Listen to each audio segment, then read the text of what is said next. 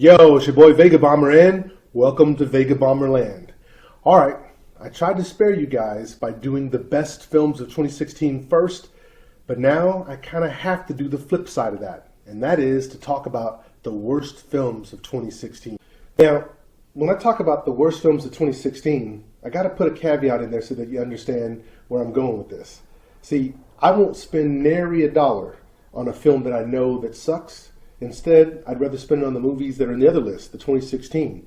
So these are movies that I think were so bad that I dismissed them altogether. I wouldn't even spend the money on them to go see, right? And I have a criteria.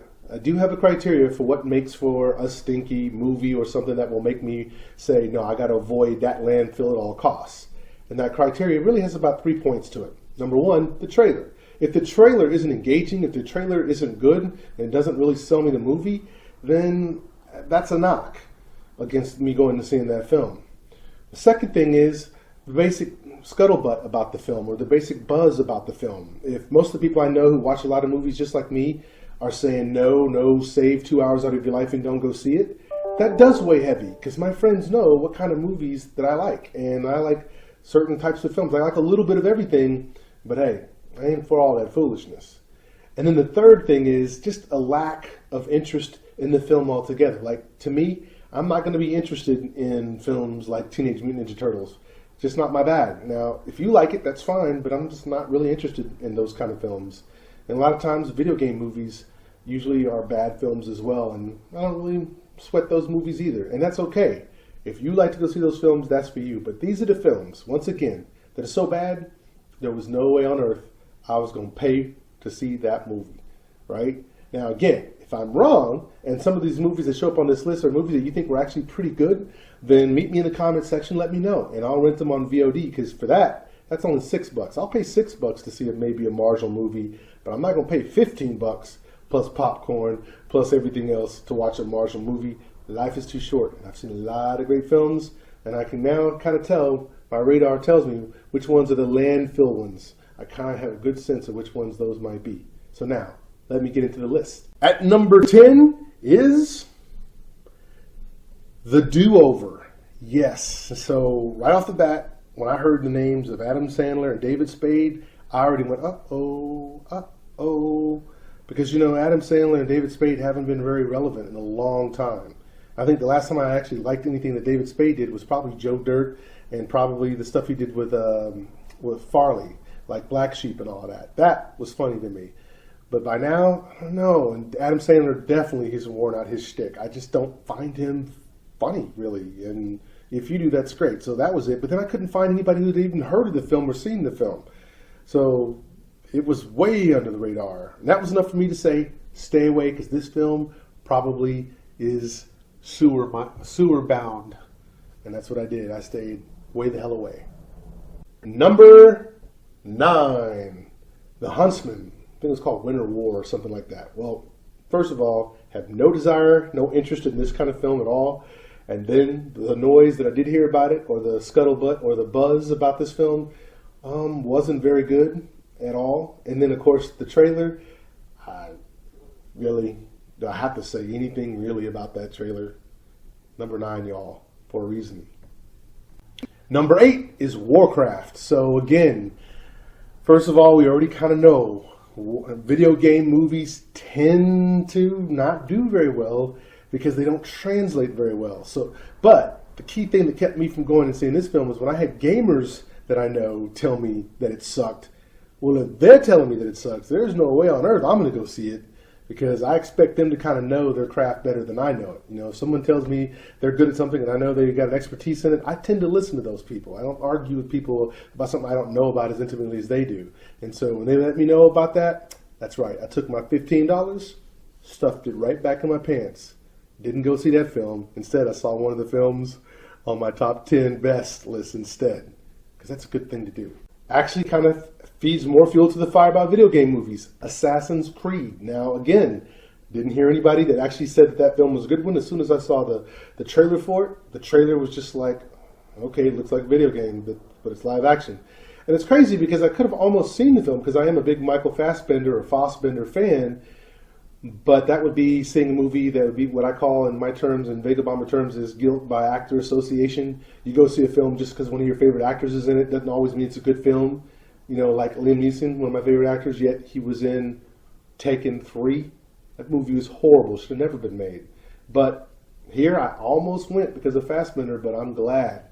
I'm glad I didn't, because everything I've heard about it since backed me up. And so once again, at $15, it went to something more fun. Number 6. Number 6 is 50 Shades of Black.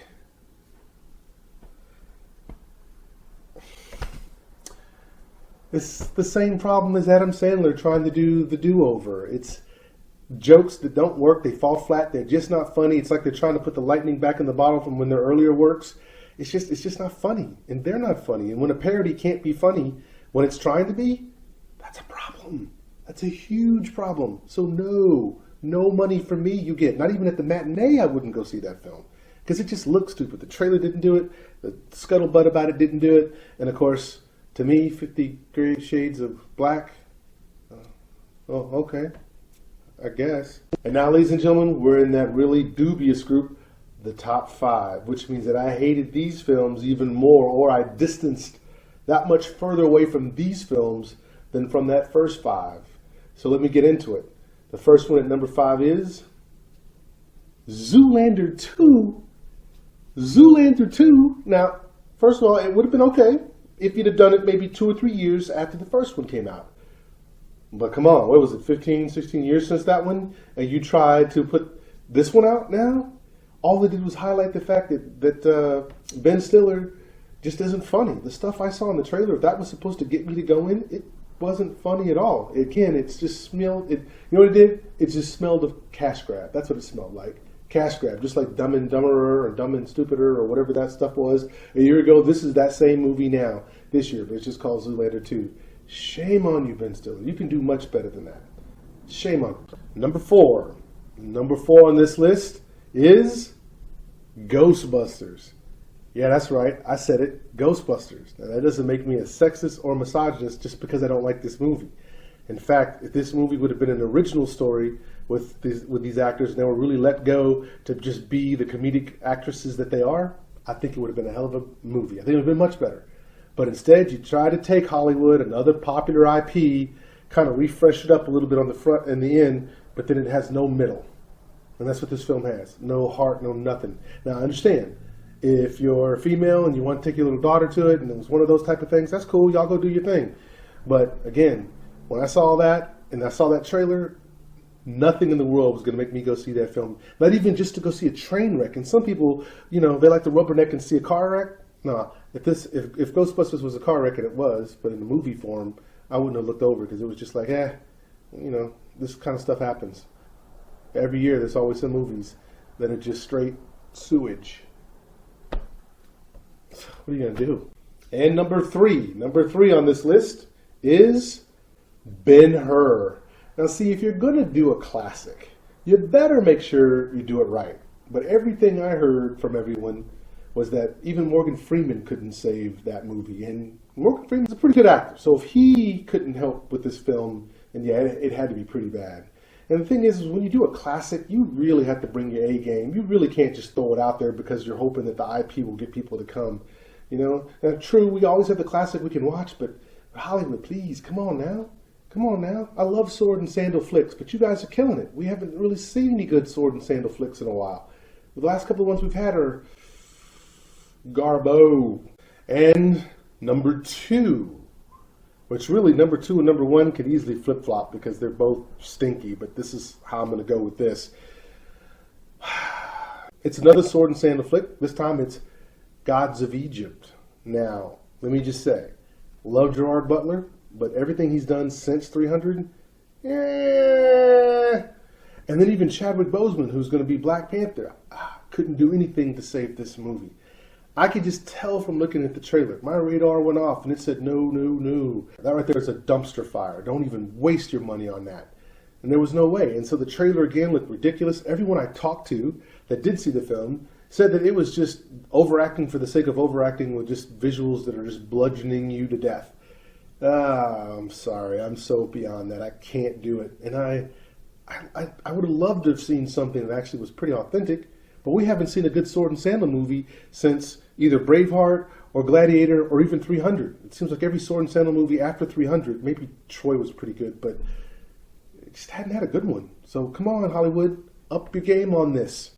And now, number one, the biggest eye roll to date. And that film would be Independence Day. So, where do you start with the deconstruction of this film? I mean, the easy things are this. How do you have a film come out 20 years after it was popular? That's going to hurt you. And then two, it doesn't even star the big character who basically made his name in blockbuster films based off of this. And Will Smith, how do you just not have him in there? Smells too much like cash grab! And that's exactly what it was. Cash grab. But, some people, kind of were optimistic and said, let me go see it. But I can tell you, after looking at that trailer, and certainly every comment I heard after it, when people keep saying things like, well, it's an acquired taste, or, well, this movie just brings back memories for me, that ain't enough for me to go spend $15 on it. So let me just say, no way. Independence Day, I'm so glad I didn't see that film.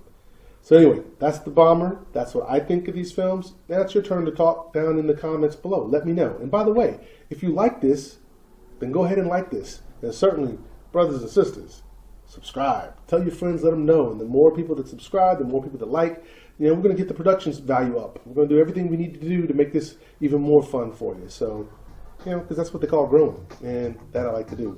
Anyway, it's your boy Vega Bomber, and I'm out. You! Crack! I did that one in slow-mo. I knocked that one out of the park in slow-mo. Just gift.